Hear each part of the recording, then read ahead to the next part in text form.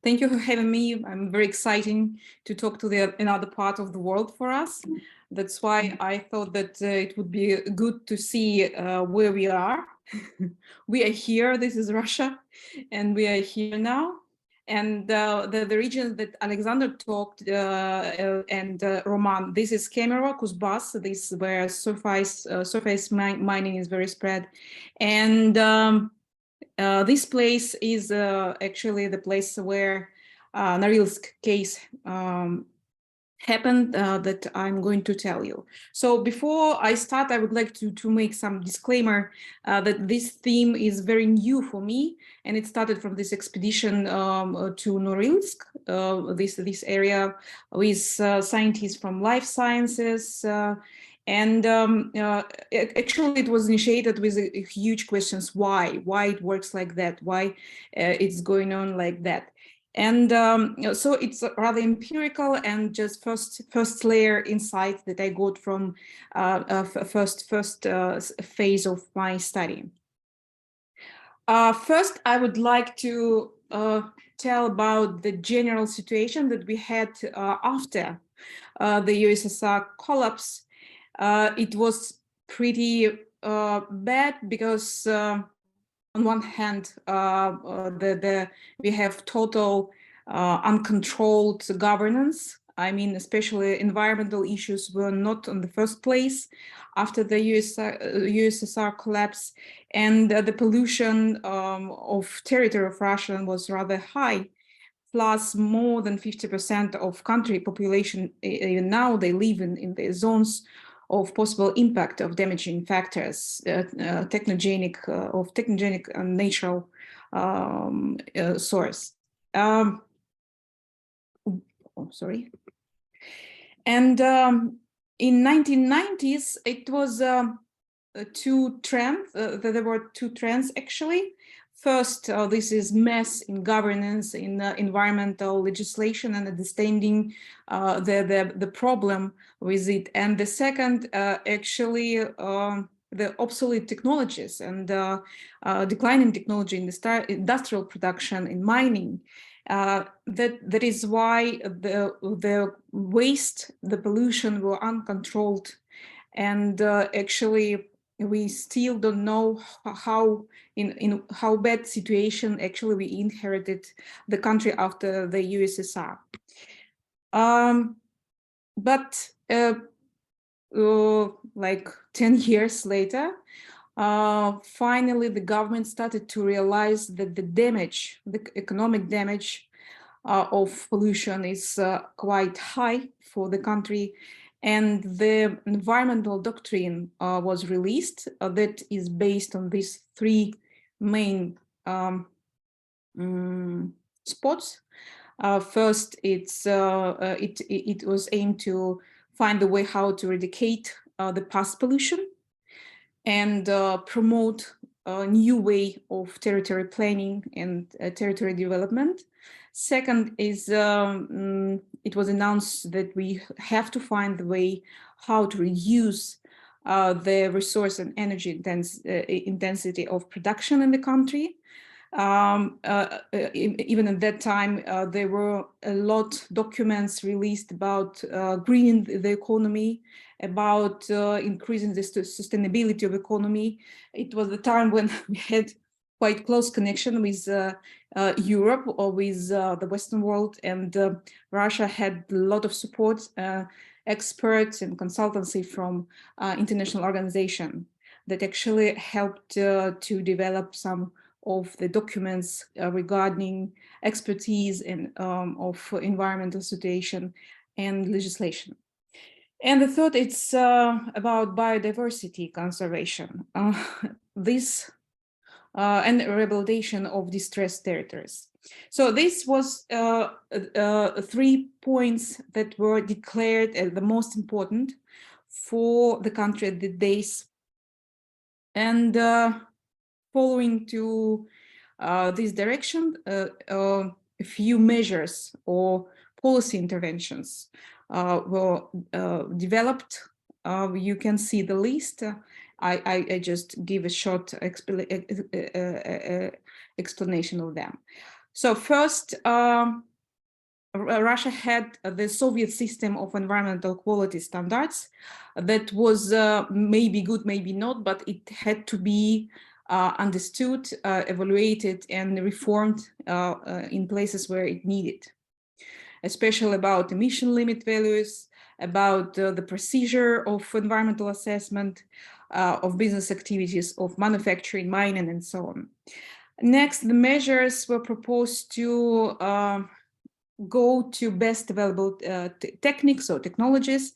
It was at that time initiated in the European Union already, how to use technologies that are environmentally friendly. Our next proposition was to develop tools for environmental zoning of the country.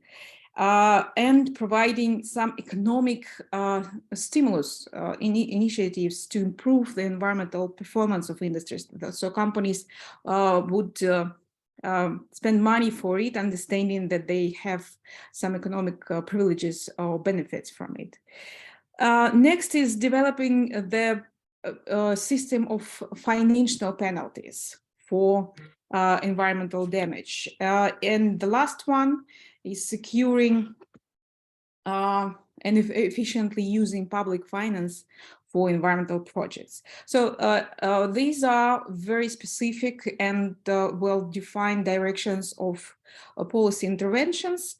And I developed such a table to see what we have 20 years later. And to be, as you can see, 3 points have no development in any way. And the rest have some progress. For example, the best available technologies. These technologies, this system started to be implemented just in 2018 in Kuzbas, by the way. It was the pilot region for NDT, but environmental part of these technologies is not obligatory till now, although it is discussing now to make it this.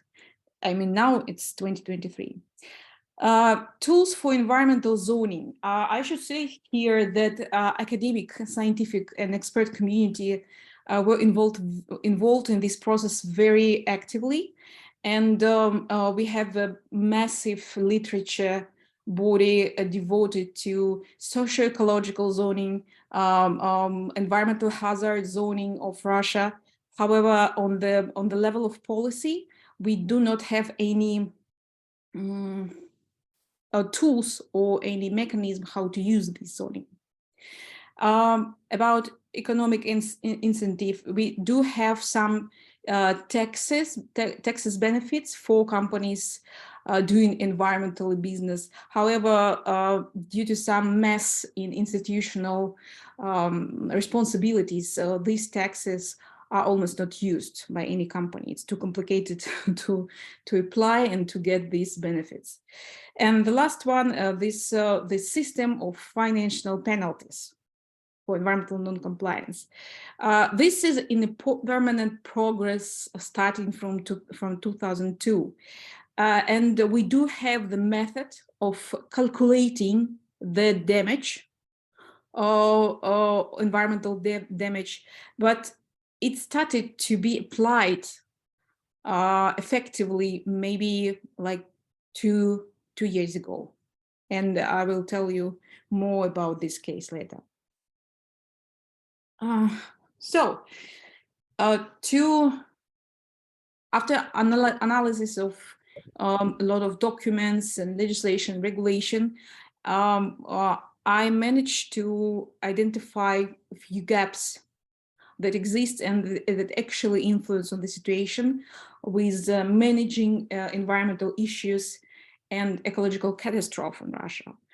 And first is state environmental review. This is obligatory document that that company or project should have before any launching. And this document holds a central position in this procedure of environmental assessment, and it aims actually at verify the project compliance with environmental regulations. However, it is more like formal document, formal decision by competent authorities, and after getting this document, the company can proceed to its activity. And it may contain include environmental impact assessment part, but it is not obligatory, and it not like described what should be in this document. So it's actually about this another document, environmental impact assessment. I can show you. I'm sure that you don't know Russian, but this you can see the size of the document devoted to forecasting impact on social economy conditions of implementing of the project. It's just 1.5 paragraph. So social impact, environmental impact assessment, it's more, has no strict criteria, no methodological approach, and no any strict demands or requirements from the government to be followed. That's why if I checked a few documents of this assessment, and sometimes it was very funny, just like this document. Yeah. Next, about the environmental standards. Mostly these standards have their beginning, I mean, legislatively, they have date after the USSR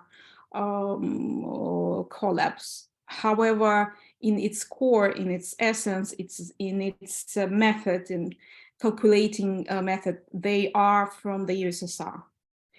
And the first, what is actually a very clear scene when you look at the standard, you can see that there are no humans in these standards. These standards are talking about everything but impact on human health or human quality of life. They are more about chemical, physical, biological organisms, some plants, trees, animals, and so on. No human there. It is not accounted. And actually, this situation most visible in the case of air pollution in big cities in Russia, because people can feel the pollution, and but government said, okay, you see the numbers, no pollution, and it actually creates some clashes in some quite tense situations in big cities. Next, the standards for permissible environmental impact. This is a document that company receives again before it starts its activity. These standards outline the permitted level of environmental pollution. And last maybe 10 years, there were cases of making damage for environmental parts due to activity of the enterprise. However, these enterprises managed to prove that it was allowed. It was just some peak that was stimulated by some, situations, urgent situation, but it's not actual pollution, it's permissible pollution. So these parts of standards lacks of accountability, and actually there is no motivation for pollution prevention, because companies have green card, you can do whatever you want. And last one, the trend of last maybe 10 years, then federal authorities shift their responsibility for standards, environmental standards, to regions, to regional governments. Nowadays, we have a few regions that develop their kind of green standards. However, they have no legislative power for the most damaging activity of miners, for example, because coal, oil, gold, and so on, they are matters of national meaning, national resource. So they are not subjected to regional legislation. These mines are subjected to federal legislation. So it's just not working. And final, that we still do not have the system of constant control and monitoring what's going on the level of companies. There are no mechanism how to make not just come when something bad happens, but how to control, how to monitor what's going on with the companies and their activities. And now a little bit about Nornikel case. Nornikel is a company on the Arctic north of Russia. And I don't know if you heard, but I think you heard this case because it was kind of unique. So 29th of May, 2020, the diesel oil spill originated from the storage tank at Norilsk nickel power plant in Arctic north of Russia. And one of the tanks with diesel fuel was depressurized and it began to quickly pour onto the road and the surrounding area. And a passing car caught fire, causing like 350 square meters fire, and totally 21,000 tons of diesel, which is actually like 350 railway tanks. It spilled into ground in rivers and lakes in Russia's Arctic north. So the regional branch of controlling authority, Rosprirodnadzor, they estimated actually the environmental damage to be over, in euro, it's 1.6 billion euro. They made it using the methodology already in place, but not much used before. And they said that the vast majority of estimated damage actually relate to the pollution of water, and the rest, not big part, is attributed to damage to soil resources. And this assessment was based on the fact that actually more than 90% of oil products leaked from storage directly to the rivers. And only due to very fast reaction of local authorities, emergency services, and the companies, they managed to prevent going oil to the sea. But still, the level of damage was quite high. So this amount of claims was calculated according to the formula, as I said, but the company actually protested, and they didn't agree with the assessment. That's why the case was brought to court, and the lawsuit started. And actually, there were two main points of disagreement. First, how much oil products went to water. Nornikel claimed that much of fuel burned during the fire, and actually it's very difficult to calculate exactly how much it was burned. And the second point, how to count days. So the criteria of level of damage is also dependent on how much days were spent to liquidate the consequences, immediate consequences of the incident. So it was also the matter of disagreement how to count these days, from the date of start of leakage or by the day of the end of works. However, the court found in favor of authorities, and Nornikel actually paid the sum, 1.6 billion euro fine, which is actually the biggest fine ever issued for environmental damage in Russia.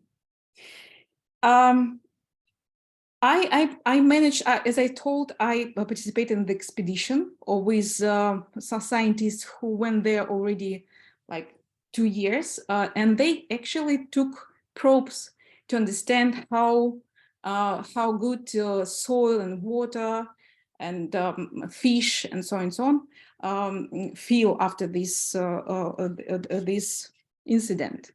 And I should say that you can see here the works, the activity that was done actually to liquidate the consequences of this catastrophe.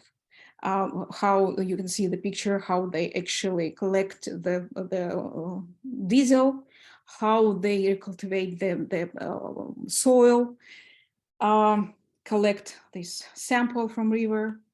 And it was this, you can see one quotation that is very important, I think, to understand why this is not enough. The pollution here done for a long time before this spill is much larger, but who counts? It means that before this incident, there are actually no any evidences or calculations or estimations of what was going on over there. This territory is completely under control of the corporation.